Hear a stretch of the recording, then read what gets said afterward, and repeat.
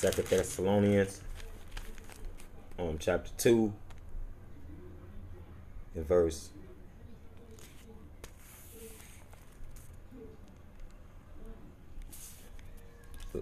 11. And for this cause, power shall send them strong delusion, that they should believe a lie, that they all might be damned who believe not the truth, but had pleasure in unrighteousness. Barakatah Yahweh, Barakatah Yahushua, Barakatah Yahweh, Barakatah Yahushua, Barakatah Yahweh, Barakatah Yahushua, Bahashem, Harach, Wadash. Bless you, Yahweh, bless you, Yahushua, in the name of the Holy Spirit. First, I'm started by giving all praise, honor, and glory is due to Yahweh, Bahashem, Yahushua, Bahashem, Harach, Wadash. All praises to the Heavenly Father, who the word ignorantly calls God. His one and true name is Yahweh. In the name of his only begotten Son, who the word ignorantly calls Jesus Christ. His one and true name is Yahushua. In the name of the Holy Spirit. Double honors to the elder apostle, elder bishops of great millstones to be well. Peace and blessings to hopeful elect. Shalom, shalom. I'm your brother Gadal Bar Yahweh, with servants of Yahweh, Yahushua, branch out here in Wisconsin. Shalom, shalom.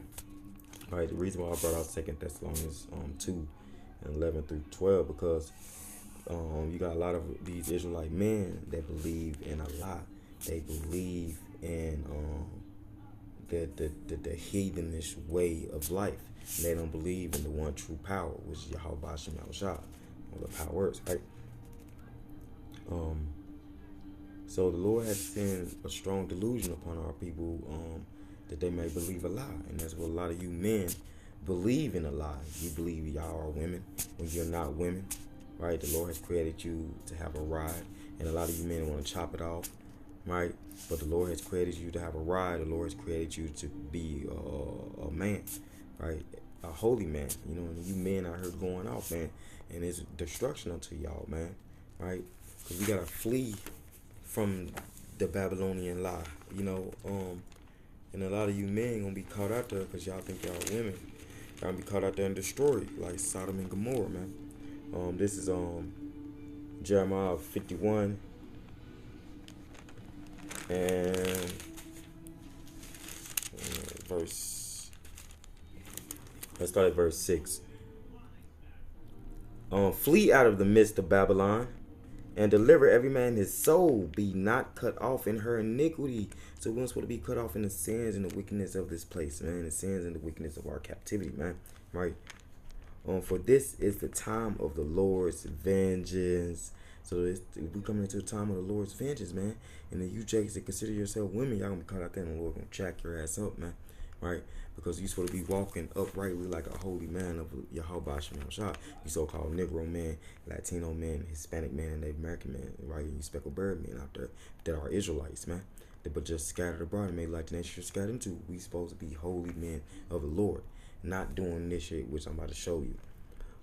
He will render unto her a recompense. He gonna render unto Babylon a recompense, vengeance, man, right?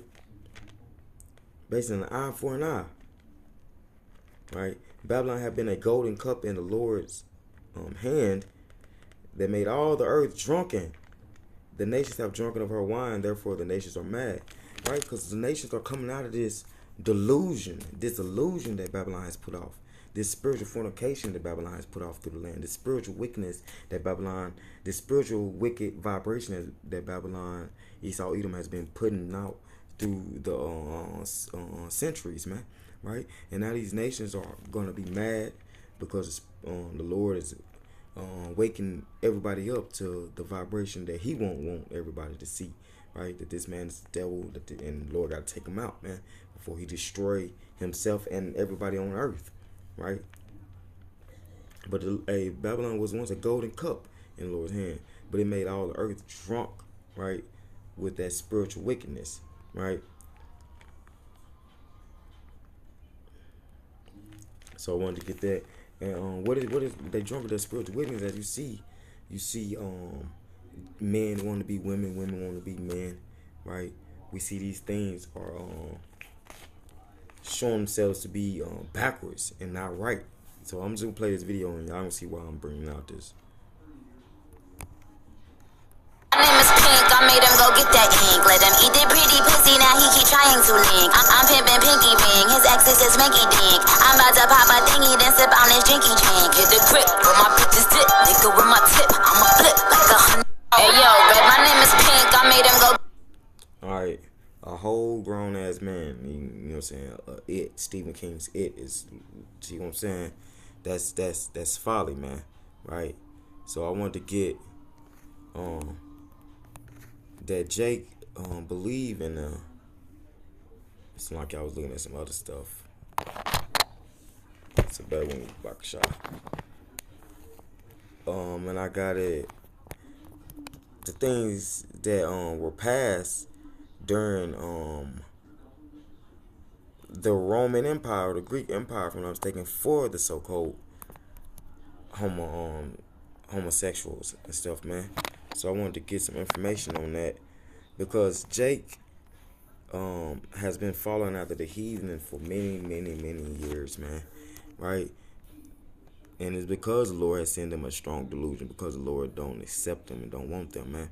It's because the Lord has chosen them to be that vessel meant for destruction, as I always say, right? That shameful, dishonorable, abominable vessel.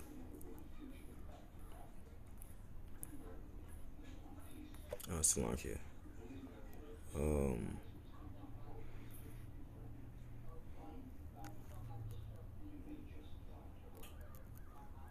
I was looking at, here we go, Con.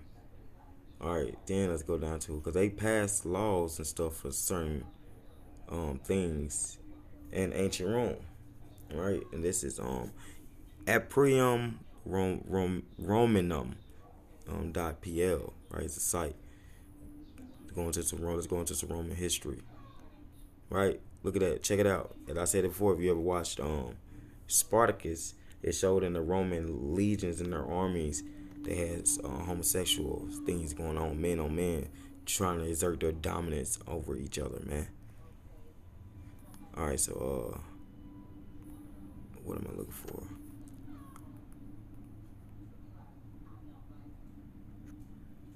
Alright, it says during the time of the Republic, Roman citizens had the right, libertas, to protect their bodies from physical coercion, as Lord willing I said that right, including both corporal punishment and sexual violence. Right, this is basically a law that was going on. Roman society was typically patriarchal, and masculinity was based on the principle of governing not only oneself but also other persons, especially those from the lower class. See, and they got a Roman cup right here to showing you homosexual sex scene, right? On a cup. See that? Little boy, probably, and then a grown-ass man. See that? Pedophilia as well. It was socially acceptable for a freeborn Roman to have a sex with a woman or a man, assuming a dominant role. See that? So, Jake exert these you so-called Negro men, Latino men, Hispanic men, Native American men. You exert these feminine roles because you want the same thing that the Romans wanted. You know, so they want somebody to dominate them in a role. You know what I'm saying? Y'all want the Roman society. Y'all want that mentality to be around, so y'all can freely do whatever y'all want. When we know that's a sin according to the Bible, you know. But in this kingdom, you Israelite men choose to do this instead of taking on the role as being a holy man. Y'all choose to become these vessels meant for destruction by choosing the ways of the heathen, right, and not the ways of Yahweh Shema Bashar. Both women and young men were perceived as natural objects of desire. So these men, y'all turn yourselves into objects, and y'all want to be desired like women, right? Instead of y'all wanting to have that humble state and be a king and a priest of the Lord, y'all rather be desired as women. Outside of marriage, a man could have sex with slaves, right, or slaves, prostitutes, who were usually slaves, right, and the so-called infamies the restricted man, it did not matter with which gender the Roman indulged in until he did not exceed certain social norms. For example, it was immoral to have sex with another citizen's freeborn wife, his daughter by marriage, his underage son, or the man himself. During imperial times, the fear of losing political freedom and submitting to power to the emperor led to an increase in the frequency of freeborn men assuming a passive position during sex. This is evidenced by the sources that mention a greater number of executions and corporal punishment imposed on free citizens of Rome. Generally speaking, in civilian life, homosexuality was rather rare and treated reluctantly, as evidenced by references in sources texts, which noted outrageous characteristics and infrequent things, and such relations were tolerated. See that? Such relations were tolerated. As I mentioned, if the Roman citizen was an active party and otherwise Roman blood was contaminated. It is worth presenting a controversial excerpt from Caesar's life in 80 BC. A young Gaius Julius Caesar arrived at the court of Nicodemus, the fourth king of Bithynia, Northwest Asia Minor. Caesar was sent there on the orders of Praetor Marcus Manicius Terminus from Asia to get the Benithian fleet to help with the siege of the city of Mytilene on the island of Lesbos. Even closer to befriending the king, it has often been suggested, probably rightly, that they were lovers, right? So just going back into a time where even Julius Caesar was would have been like a bisexual and stuff. So the thing is, I just wanted to bring out that, just bring out something that was just intertwined within the Roman capacity, and that check want to follow after. You want to follow after being sexually free and not being a man. You know, the women choose it and these men choose it. The women want to be men because they want more dominance. They want to be known as not being women, right? And the men want to be known as not being men, right? The vow affections that the Lord give our people over to, man, according to Romans 1, right? So let's go to Revelation 14. But this place, why this place gotta go, because this place is the mother of harlots, and right, this place is made all the nations drunk with the wine of her fornication, her spiritual fornication, her spiritual wickedness, making people leave their natural uses that the Lord has ordained, and changing everything, right? This is Revelation 14. Let's start at verse 7. Saying with a loud voice, fear, power, and give glory to him, for the hour of his judgment is come, and worship him that made heaven and earth and the sea and the fountains of waters. And there followed another angel saying, Babylon is fallen, that great city, because she made all nations drink of the wine of the wrath of her fornication. Made all nations drink of the wrath of her spiritual fornication. Made nations want to be like the people that's over here. Made people like, oh, I can be this, I can be that, I can be a reptile, I'm not a human, I'm not this, I'm not that, I'm not a man, I'm not a woman. Made people take upon these roles. Made people spiritually take upon that wickedness, right? So I want to get some of this. Let's go to because Micah 2:10 states to rise and depart, for this is not your rest. So you so-called Negro men, and you Latino men, and Hispanic men, and American men, what do you get out of gaining that? Nothing but judgment from the Lord is what's coming to you, right? So this is how men ought not to be, man. Off of that video you seen, right? Nothing abominable, right? Right? Nothing abominable. And let's get that in Leviticus 18.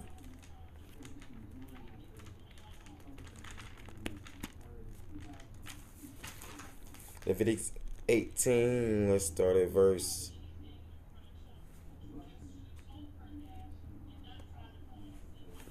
27. For all these abominations have the men of the land done, which were before you, and the land is defiled. You know what? Let's start up a verse so I get to a point. Let's start up a couple verses. Verse 24. Defile not, this is Leviticus 18:24. Defile not ye yourselves in any of these things, for in all these the nations are defiled, which means contaminated, for better words, which I cast out before you. So the Lord told us not to be defiled with these nations, to not do things that the nations did, right? And the land is defiled, therefore I do visit the iniquity thereof upon it. And the land itself vomited out her inhabitants. So the Lord said he's going to visit iniquity upon the land that's sinning, that's wicked. He's going to destroy it. So to you men that's doing this, you got destruction coming if you don't repent and come out of that folly. Right?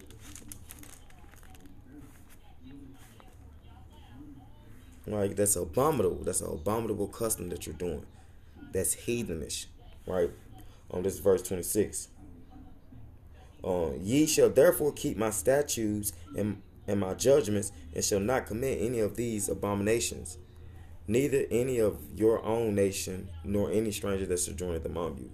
For all these abominations have the men of the land done, which were before you, and the land is defiled. The land spew not you out also when ye defile it, as it spewed out the nations that were before you. For whosoever shall commit any of these abominations, even the souls that commit them shall be cut off from among the people, their people. So you're going to be destroyed. You're going to be cut off. Therefore shall ye keep my ordinance, and ye commit not any of these abominable customs. What customs? What we seen, right? Homosexuality, following the ways of the heathen, right?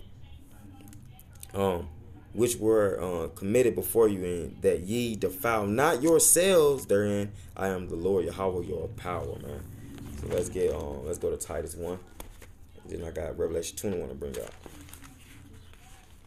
Because the point of me making this video is because you men don't have a rude awakening to you men that think y'all women out there, man. You're gonna have a rude awakening, man. All right.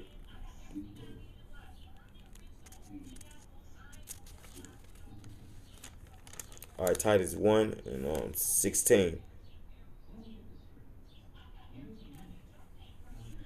They profess that they know power, but in works they deny him. Because a lot of these jakes that do this, they profess that they know the Lord. They profess that they believe in the power, but they choose to be homosexuals. And the Lord is angry with the wicked every day, right? The Lord tell us not to be homosexual men. Tell us our daughters not to be prostitutes. Tell our daughters not to be homosexual. Right? He tell us not to be homosexual. Tell us not to be wicked. So you men are going off.